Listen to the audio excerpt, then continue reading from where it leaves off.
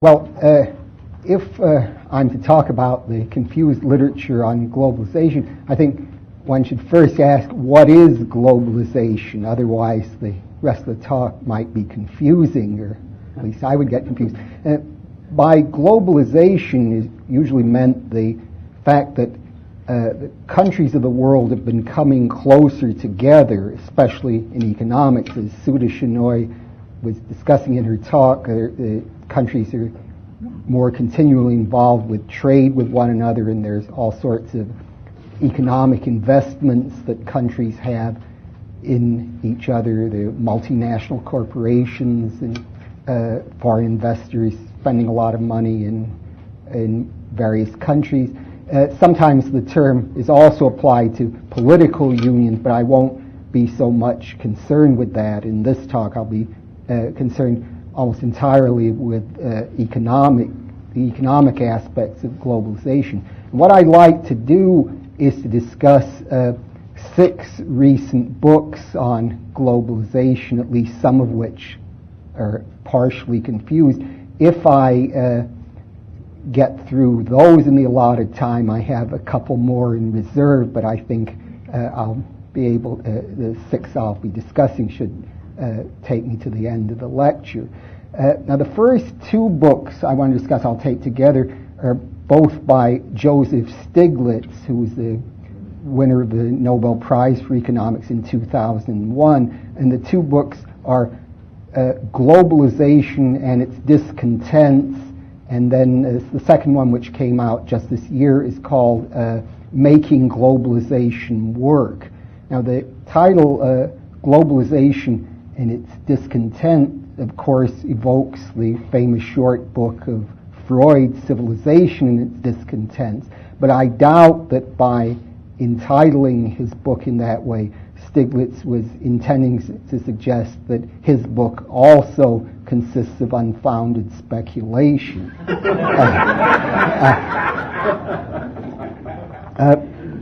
Stiglitz is not an opponent of the free market. He's not a full-fledged socialist. On the contrary, he accepts the argument from information advanced by Friedrich Hayek that a socialist system couldn't work because no socialist planner could amass all the necessary information to determine what the proper prices of goods should be. In fact, Stiglitz himself is one of the great figures in the economics of information.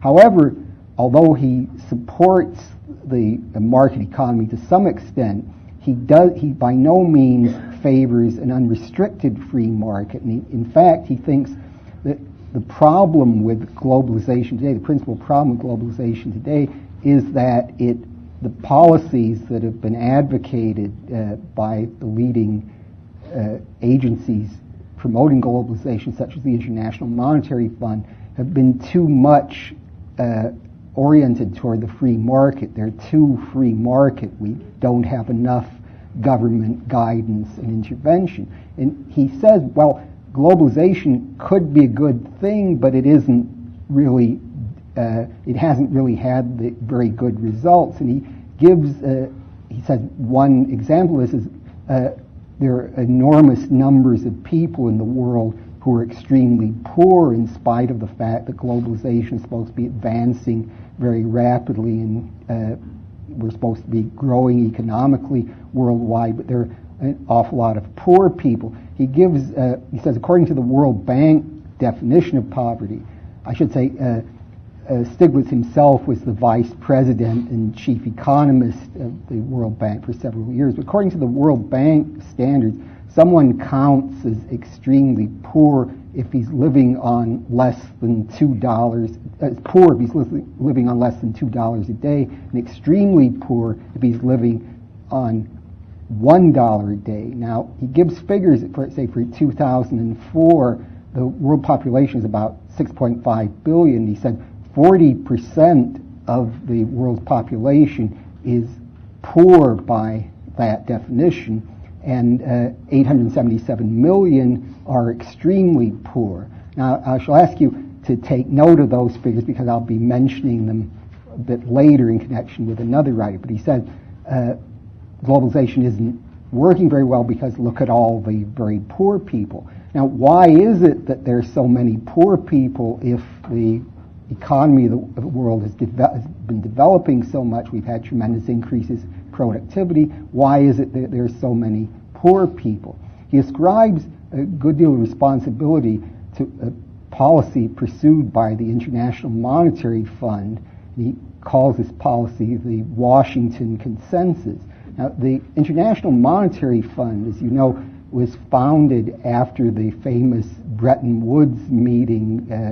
John Maynard Keynes was the principal British delegate to that meeting. And when the IMF was set up, according to Stiglitz, everything, or most things about it, were quite good. The purpose of the fund was that if economies weren't doing very well, the IMF would loan them a lot of money so that they could pursue proper Keynesian policies of increasing spending to get us out, to get the country out of the economic doldrums. He said, obviously the thing to do, we know this very well from economic theory, is if there is a recession or depression, the government should just start spending a great deal of money right away to get us out. Now, it's odd that Stiglitz is generally regarded as one of the world's greatest economic theorists. In fact, many people regard him as the greatest theorist of his generation, and yet in both these books he gives extremely crude analyses of concepts. He doesn't deal with any of the criticisms that have been advanced of the Keynesian policies, but he says that the problem is that the IMF doesn't follow the Keynesian policies anymore. It now follows Washington Consensus view, which says that what governments should do is cut the budgets, have very strict limits on spending, not get into debt, and that this is more important than following proper Keynesian policies.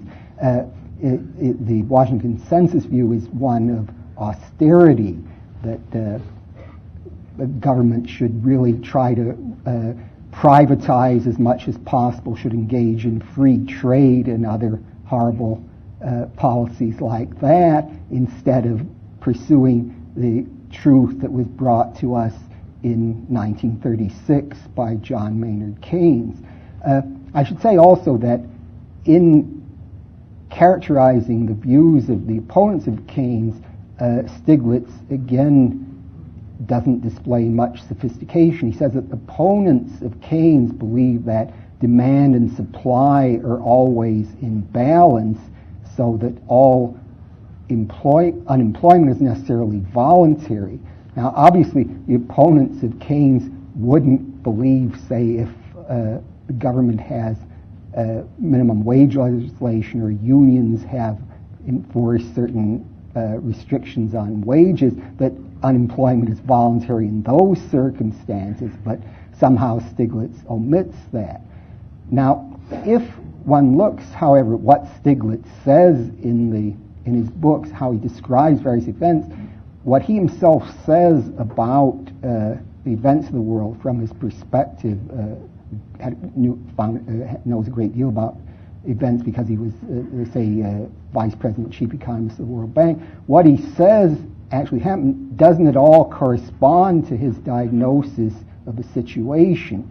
One of the chief examples he gives to show that globalization isn't working very well is that in the East Asian countries in 1997-1998, there was an economic collapse, say in Thailand, South Korea, Indonesia. These countries have been doing very well, but there was a collapse. And what brought about the collapse? Well, as he himself mentioned, what happened, say in Thailand, there was a collapse in the financial system because speculators on money had suddenly decided the money of Thailand was going to fail, and they withdrew their money from it and took it elsewhere, causing a collapse in the Thailand monetary system. And also in the other countries, there has been very heavy firms that engage in very speculative borrowing from banks, and the lenders just withdrew. They thought these firms were going to fail and demanded payment of their money, and investors withdrew capital very rapidly from these countries, causing a downturn. Now, readers familiar with the Austrian view will not fail to notice that what Stiglitz is describing is entirely in accord with the Austrian view of the business cycle, that expansion of bank credit can, in certain circumstances, lead to an economic crisis. And yet, what happens here, this expansion is certainly not something, a free market policy. On the contrary, one can only have such expansion if we have a monetary system that allows fractional reserve banking. In a free market or monetary system, say a gold or commodity standard, one couldn't have just the process Stiglitz is describing. Yet he says that these financial collapses, which seems to be one of just what the Austrians have been talking about, this shows the fault of the free market. This shows the dangers of not following proper Keynesian policy.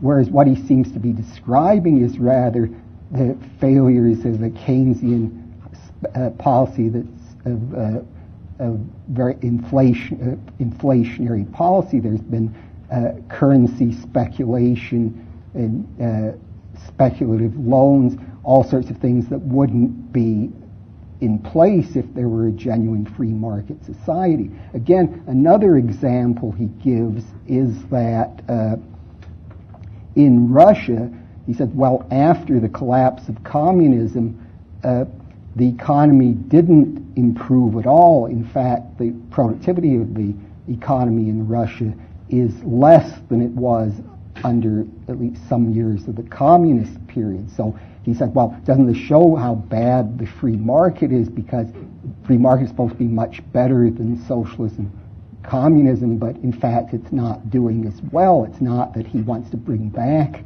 communism, but he says this shows, again, we have to have the government coming in and intervening. But what he describes in the book is, again, a situation where when the Soviet government privatized, what happened was the government gave industrial plants and all sorts of property to businessmen, people who were friends of those in power. Sometimes people in government just took over and privatized certain property themselves, and then there were no laws putting in place property rights. So the new owners, putting that word in quotation marks, engaged in what is called asset stripping. They tried to convert their new property into cash as fast as possible and get the money out of the country, because they knew their alleged titles weren't secure. And again, one thing that happened was when the property was allegedly privatized, then it became subject to local groups, government groups, who would try to seize it or extort money from the owners and put it under regulation. So again, this is not at all a situation of a free market. It's on the contrary one of a government intervention of a chaotic kind, and yet Stiglitz describes this, gives us a key example showing the failures of the free market. Now there are, in the two books, there are some useful chapters.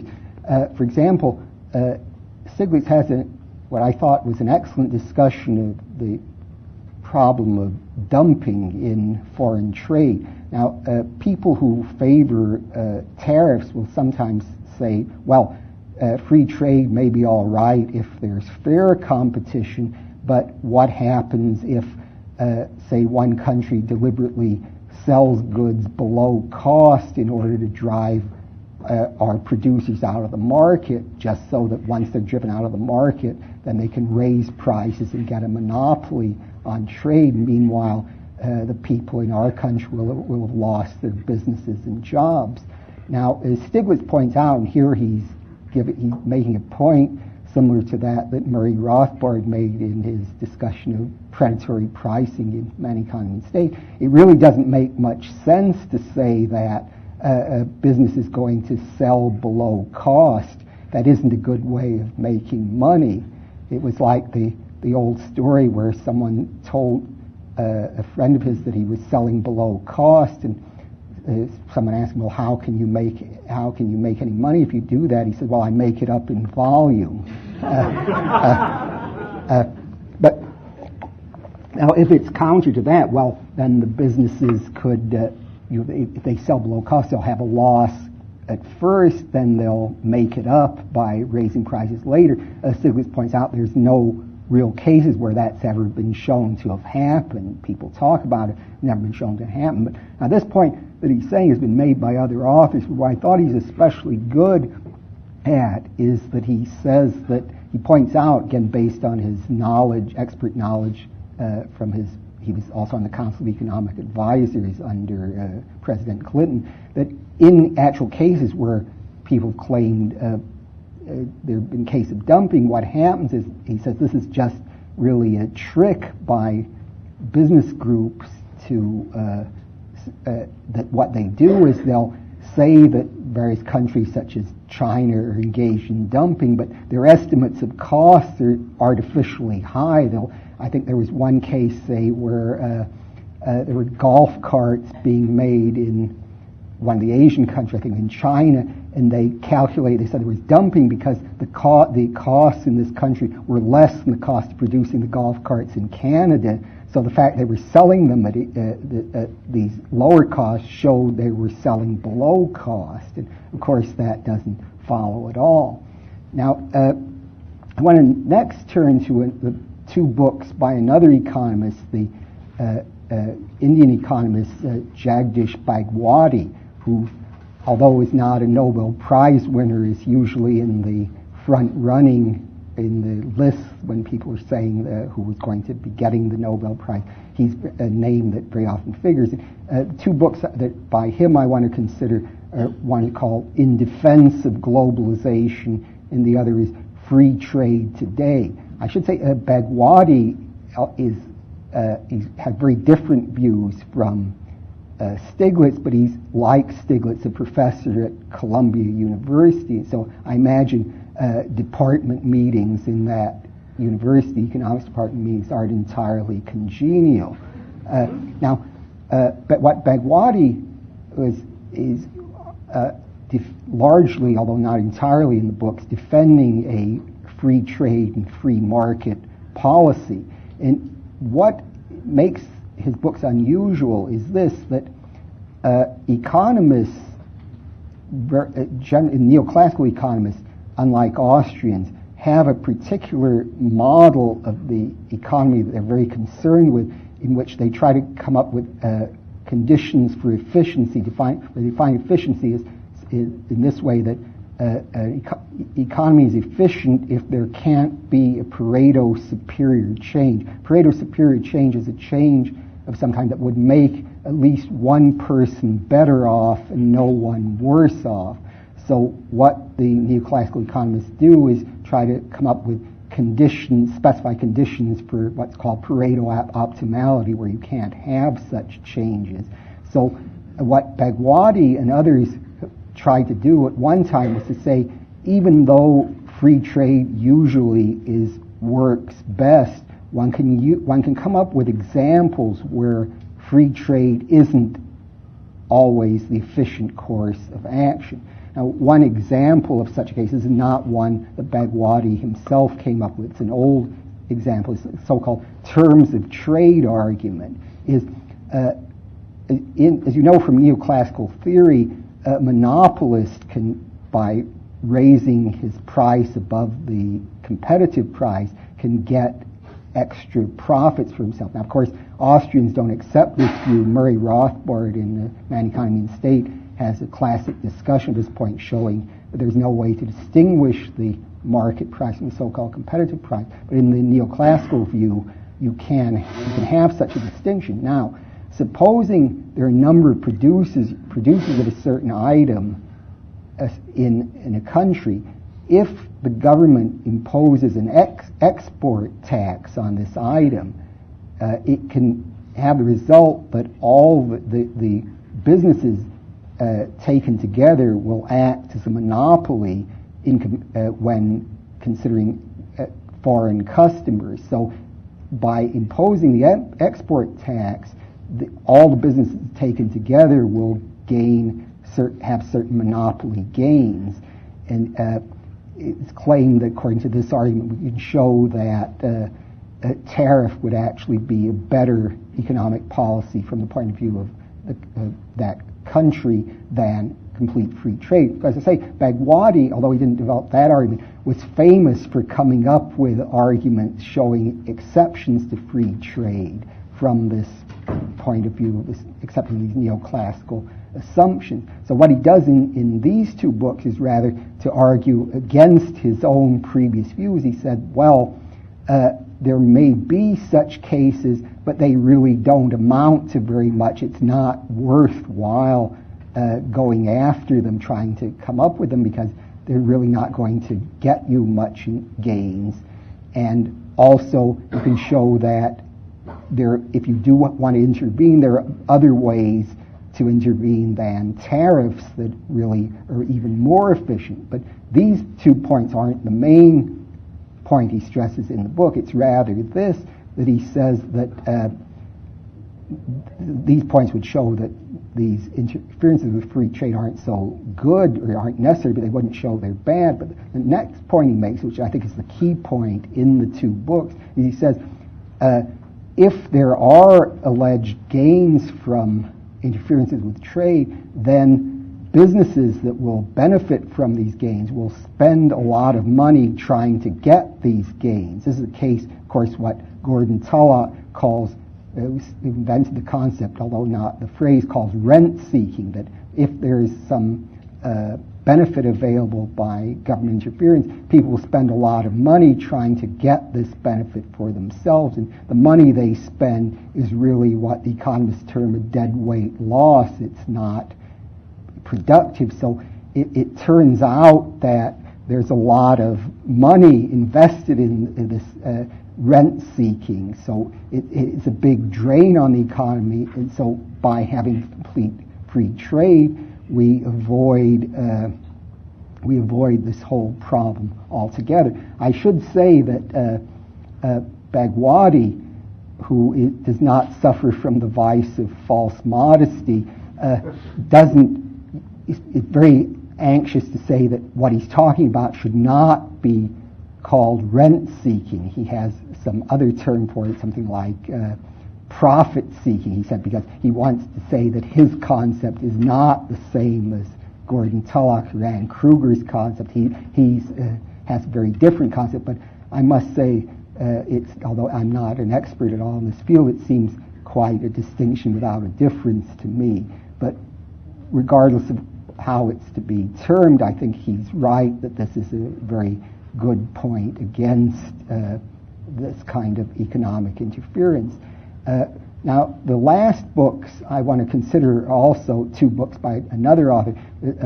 These 2 are again by another Indian economist, Deepak Lal, who was a professor at UCLA. The 2 books are one, I believe, I unfortunately wasn't here present at the lecture, but I believe one of them, Jeff Herbener, I've been told, has talked about, is called In Praise of Empires, and the other, which has just come out, is called Reviving the Invisible Hand. Now, what I especially liked about Reviving the Invisible Hand, which I think is the better of the 2 books, is that Lal directly responds to some of the points that Stiglitz raised in his criticisms of the free market, in his defense of the statist guidance of globalization.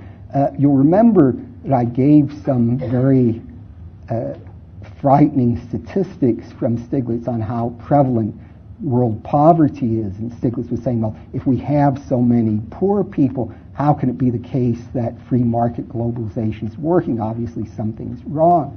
Well, Lau contends that although he certainly admits there's a great deal of poverty in the world, Lau contends that the statistics the World Bank people have used are based on false methods of collection. He says, based on his own experience as someone who was working for the Indian government and engaged in collecting data of various kinds, in some cases when people were asked to do surveys of those how many people were poor, they would simply fill out the forms that they'd had from the previous years. So no wonder the number of poor people isn't decreasing, because they're just filling out the same figures they used in previous years.